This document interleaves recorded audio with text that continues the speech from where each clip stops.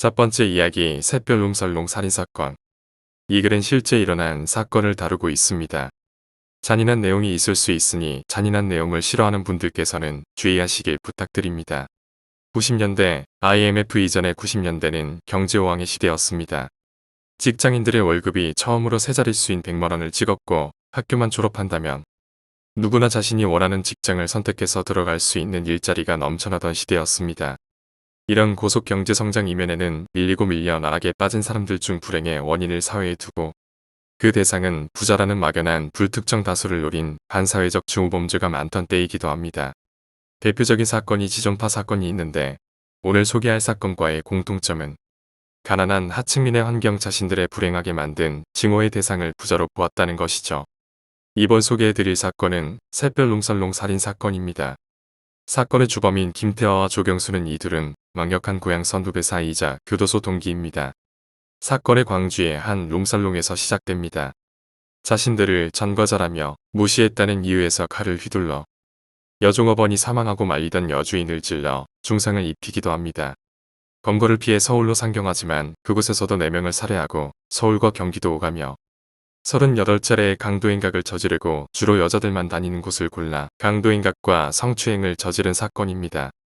김태화와 조경수는 전남 나주의 가난한 시골 마을에서 태어나고 자랐습니다. 김태화는 사남 일녀 중에 셋째로 부모는 별거 중인 가난한 집안에서 자랐습니다. 어린 시절 배고픔을 스스로 해결해야 할 때가 많았습니다. 가난한 어린 시절 그에게 배고픔을 스스로 해결할 방법은 그리 많지 않았을 겁니다. 그중 도둑질은 생존을 위한 어쩔 수 없는 선택이었을 겁니다. 어린 시절을 좀도둑질 같은 작은 범죄를 저지르며 성장하던 김태화는 중학교에 진학해 남의 자전거를 몰래 훔쳐타게 되는데 일이 커지면서 소년원에서 1개월의 시간을 보내게 됩니다. 그렇게 꼬여버린 인생은 더 나아지지 않았고 소년원을 갔다 온 이후로 강도와 상해 절도 등 수많은 범죄를 저지르며 사회에 있는 시간보다 소년원과 교도소에서 더 많은 시간을 보내게 됩니다. 조경수는 7남매의 넷째로 평소 학업에 관심이 없고 어린 시절부터 방탕한 생활을 했다고 합니다.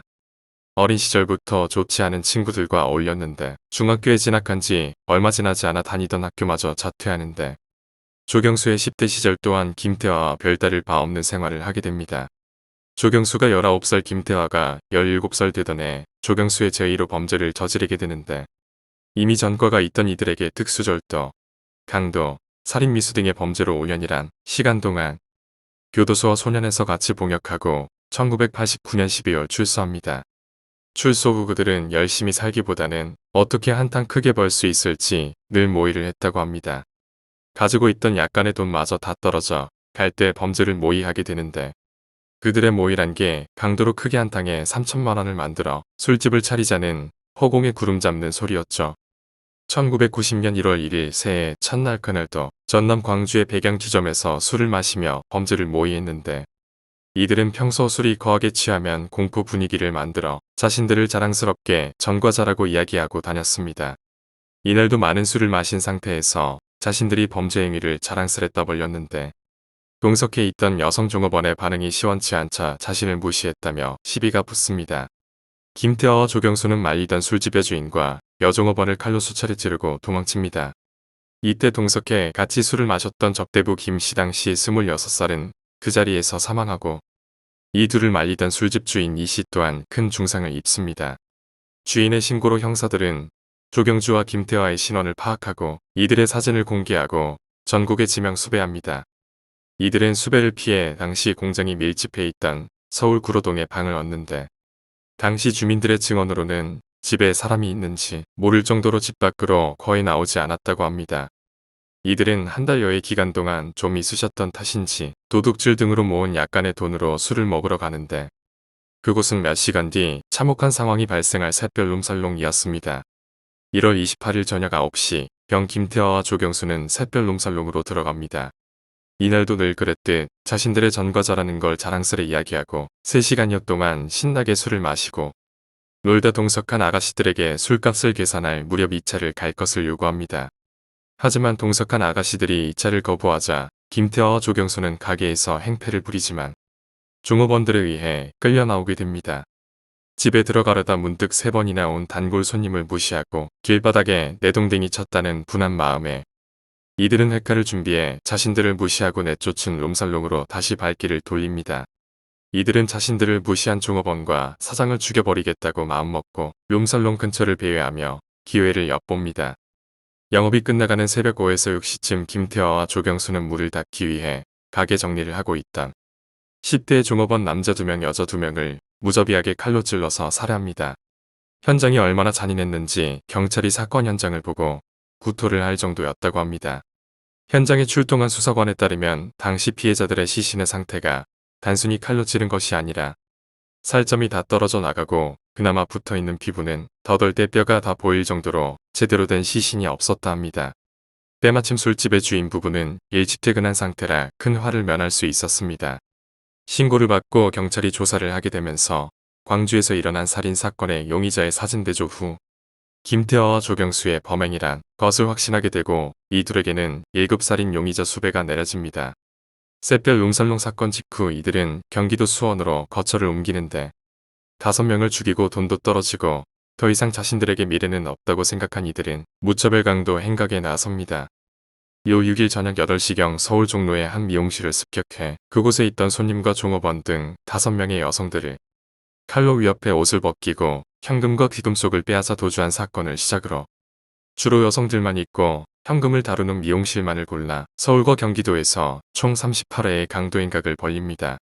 그러다 3월 5일 경찰은 추적 끝에 이들의 은신처를 찾아 덮치게 되는데 이때 혼자 있던 조경수가 먼저 검거가 되고 때마침 외출 중이었던 김태화는 검거 장면을 보고 도주하는데 4일 뒤 모 신문사에 전화를 걸어 인터뷰 요청을 하는데 약속 장소에서 잠복 중이던 경찰에게 체포됩니다. 이때 김태희는 체포되면서 자신의 심정을 묻는 기자들에게 뻔뻔하게도 죽더라도 자수해서 국민과 피해자와 유가족들에게 사죄드리고 싶었다는 뻘소리를 남기지요. 김태화는 경찰에 잡힌 이후 나흘 동안 물 한 모금 먹지 않고 묵비권을 행사했습니다. 김태화의 입을 열기 위해 담당 형사들이 취조실에서 숯불을 피워 갈비를 구웠다는 일화가 있습니다. 김태화와 조경수 이 둘은 5명을 살해하고 1명의 중상을 입히고 38차례에 걸쳐 특수강도 혐의로 1심과 2심 모두 사형을 선고받고 상고했으나 기각되고 1991년 12월 19일 10시 사형이 집행되어 그들의 길고도 짧았던 인생이 막을 내립니다.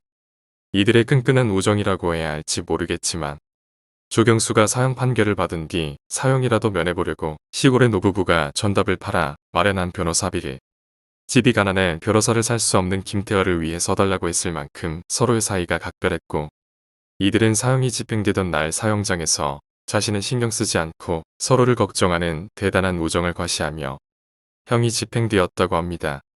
두 번째 이야기, 매일 밤 나를 업고 가는 여자. 서울 신월동 살 때 내 나이 7살 때 이야기입니다. 밤에 잠이 들면 항상 엄마가 저를 업고 밖으로 나가서 하염없이 걸었습니다. 매일 밤 어머니는 저를 등에 업고 밤거리를 배회하였습니다. 개발이 되기 이전에 1980년대 말이라서 걸을 수 있는 곳이라 봐야 상가들 뿐이었습니다. 그래서 어느 날 어머니에게 여쭈어 보았습니다. 엄마 왜 밤에 항상 어디 가는 거예요? 어머니는 정색하시면서 무슨 소리를 하냐면서 엄마는 너롭고 밤에 어딜 나가본 적이 없다라고 하시는 겁니다. 그러면 도대체 매일 밤 저를 업고 정처 없이 산을 헤매는 여자는 누굴까요? 밤에 잠이 들었고 정신을 차려보니 누군가 저를 업고 산을 오르고 있었습니다. 실눈을 뜨고 등판을 보니 흰색 한복이었습니다. 늘 레파토리가 같습니다. 여자가 절 없는 무게 하중이 쏠리는 느낌. 그리고 정신을 차려보면 여자의 등판이 보였고 산을 오르기 시작한다는 겁니다. 어느 날은 유심히 여자를 살펴봤는데 머리카락이 짧아서 어머니가 아닌 것을 확실히 알 수 있었습니다. 우리 어머니는 머리가 기셨습니다. 어느 정도 산 중턱을 오르다 보면 저는 제 침대에서 베개에 한가득 땀을 쏟고 깨어났습니다. 이걸 선진이 쉬시는 날을 제외하고는 거의 매일 반복했습니다. 제가 몸이 허약해 매일 밤 악몽을 꾼다고 보기에는 여자에 의해 산에 갈 때 산에서 나는 풀내음이 상당히 진했습니다. 악몽, 가위눌림도 아니었지만 어느 날은 저를 업고 일어난 시기에 정신이 들었고 제 몸이 붕 뜨는 것을 느꼈습니다. 매번 저를 업을 때마다 느낌은 있었지만 정신이 흐리멍텅했었던지라 주변을 둘러볼 생각을 할 수 없었습니다.